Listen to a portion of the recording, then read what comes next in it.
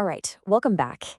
In part one, we defined our problem and did the hard work of gathering up all our raw data. But now the real fun begins. We're going to take that messy pile of information and start shaping it into a working model. Let's dive in. So, you've collected all this data, you're sitting on a mountain of information. Now what?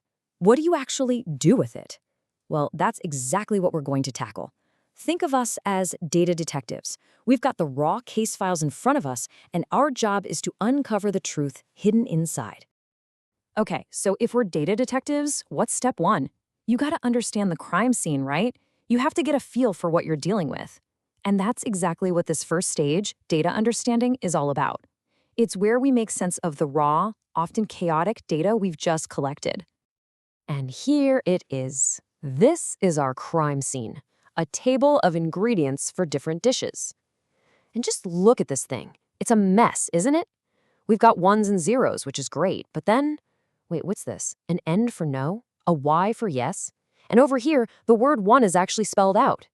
This is exactly the kind of chaos we have to sort through. So, how do you even begin to make sense of a jumble like that? Well, you pull out your detective's magnifying glass. For us, that means using tools like descriptive statistics to get a quick summary of what's going on. We're looking for patterns, we're looking for obvious mistakes, missing data, and anything that just doesn't look right. The outliers. All right, once we've had a good look around the scene and we understand the mess we're in, it's time to roll up our sleeves and actually clean it up. This is data preparation. And let me tell you, this stage is where most of the work happens. Seriously, it can feel a bit tedious, but it is absolutely critical. If you mess this part up, your whole investigation is basically toast. And boom, right away, our magnifying glass spots something. See this? In the country column for the dish pulao, it's listed as Indiana.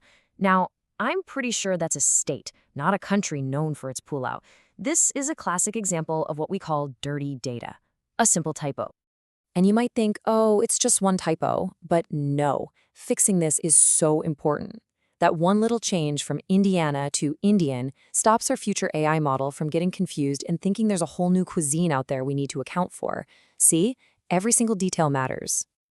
So this whole preparation phase has a bunch of tools. First up is cleaning. That's where we fix typos like Indiana and make sure things like N, Y, and 1 all get converted into a standard format like numbers. We also have to figure out what to do with any empty spots. And then there's this really cool thing called feature engineering.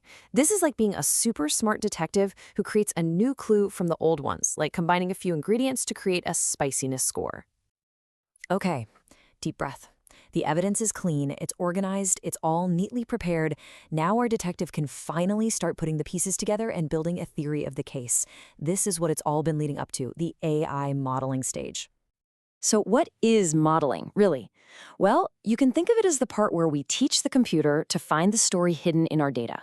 We're using clever algorithms to build a theory that connects the dots between our clues, the ingredients, and the final outcome, which is the cuisine.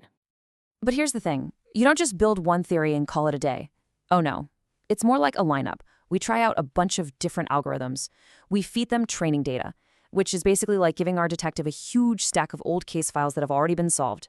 The algorithms study them, they learn the patterns, and we see which one learns the best. It's all about finding the sharpest detective for this particular job. And a model doesn't have to be some mysterious black box. Take a look at this.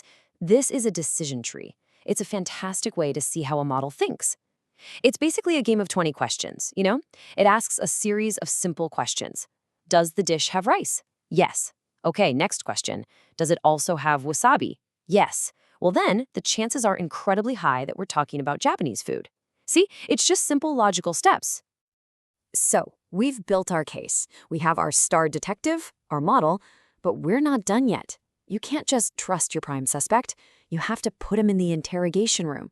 And that is exactly what the evaluation stage is all about. And inside that interrogation room, there's really only one question that matters. Does this thing actually work? I mean, really, does our model solve the original problem we started with way back in part one? A model can be super clever, get a perfect score on a test, but if it doesn't solve the actual business need, it's pretty much useless. So this interrogation happens in two parts. First, the diagnostic check. We throw a brand new set of evidence at our model, stuff it has never, ever seen before. We already know the real answers for this evidence, so we're just checking its work. Did it get it right? And second, we do some statistical checks to make sure its good performance wasn't just a lucky guess. We need to know this thing is truly reliable. And this really brings it all home. You have to be able to draw a straight line from your model all the way back to the original business problem. The ultimate test is this the right solution? Because look, if your model can predict a cuisine with 99% accuracy, that's amazing. But so what? If that information doesn't actually help the business solve its real-world problem, then I'm sorry, but the case is still wide open. Okay, that was a lot, I know. So let's just do a super quick recap of our data detective's journey so far. We started by surveying the crime scene.